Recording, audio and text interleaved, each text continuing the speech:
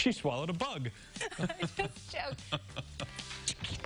A highly anticipated sequel, an intriguing look at Shakespeare's final days are on Aries screens this week. Oh my. Here to tell us about Toy Story 4 and All Is True is film critic Chuck Kaplinski. Are you okay over there? Oh, I'm great.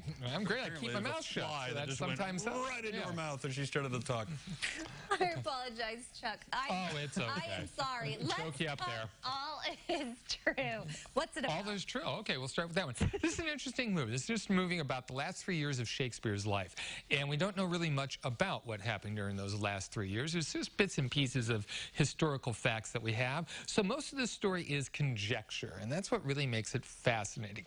Through letters and other documents, the author and writer of this film has put together this story of the author who has gone home to Stratford after the Globe Theatre, which he owned and performed in, has burnt to the ground.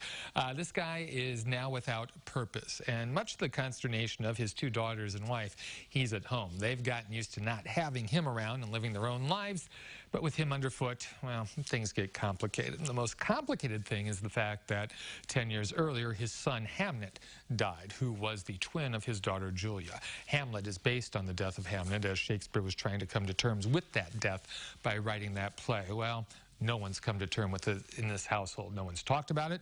No one's really dealt with it. And that's really what a good chunk of this film is about. Resentments that have been simmering that are finally voiced. Lies that have been finally untold and the truth revealed. All these things come out.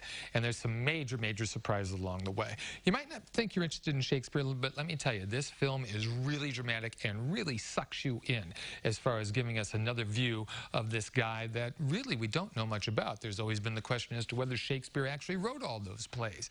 And that actually comes up as well. Don't be put off by this just because you had to read Shakespeare and you got the Cliff Notes instead. And oh my God, he was so boring. This is an engaging story and one that even if you don't know much, I think you'll like. It's up at the Art Theater at least 1 week. Okay. I remember being very disappointed when I realized Dr. Seuss didn't write all the books that look and appear to be written by Dr. Seuss. Dr. Seuss, William Shakespeare, yes. Questions of authorship. Yep. Very similar. That's maybe the only connection we can make between the two. Oh, the places you and I could go with this conversation. And funny hats. They both seem to have worn some funny hats. Maybe that was just the Cat in the Hat, not actually Dr. Seuss who wore the funny hat. Okay, something more up my alley. Toy Story 4 coming out. Toy Story. I like how you said that. Toy Story 4. Do you already have your tickets? I don't. Are the kids ready to go?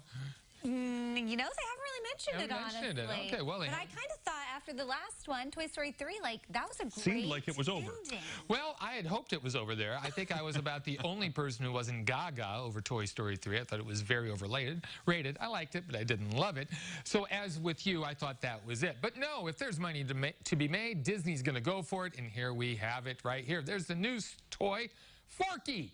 Forky is made by the new girl, Bonnie. Bonnie has all the toys, and Woody has a hard time integrating. He's still kind of hung up on Andy, and he's overprotective of Bonnie, and he wants to make sure that Forky is safe because she's really attached to Forky, but when the family decides to take a road trip, Forky takes a hike. There he goes.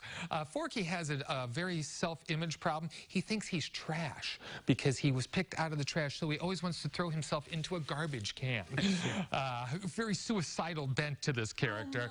But as they spend time to get back to the family, they come to understand one another. And interesting thing happens, though. When they get to this place, they go to an antique store, and they find Bo Peep. We find that Bo Peep has been missing for about 10 years, and Woody and Bo Peep, and that is the most terrifying thing you're going to see this year. Oh, my goodness. The villain has 4 ventriloquist dummies that are absolutely horrifying. I don't care.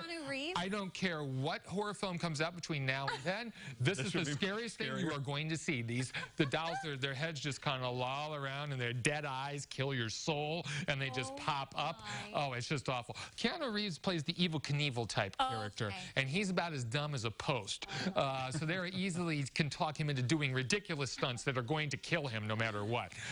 If you like these movies, you're going to like this one. I thought that they repeated a lot of the same things that they did in the third, but I will say this. The ending surprised me.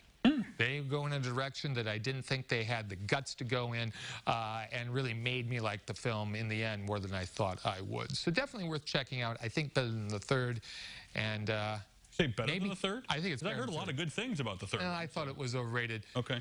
This, as we thought with the third, this seems to be the end, but we'll see. We'll It see. feels like We'll see. Sporky, Forky, what's the name? I know. Forky. Feels like It's that's a just like sport. it just feels like that's a weak addition for a toy to Well, me. but a 5-year-old girl makes him. I, Out So, of the you know, trash. Forky. well, and I mean, if you're a spork named Forky, you'd have self-image issues too, I think. So I guess that all makes sense. Hey, what do you think about them adding all the new stuff to the Avengers, the Endgame? Do you Well, have any you know, thoughts on that? that's Disney as well. And Disney will milk anything until it is dry. So, yes, this is coming out, I think, next weekend. Yeah. Additional footage at the Not like it's end. going to be 4 hours instead of 3 hours. They're doing this also because this is going to lead into Spider-Man, which comes out the following year. Yeah. Oh, they're genius. Oh, They yeah, are they are. all about those Benjamins. By Disney. Which is about what it costs now to go see a movie That. these days. All right, check out their Facebook page, Chuck and Pam. You can sign up for their newsletter there and get all the information we've talked about here and so much more. Hope to see you and Pam both next week.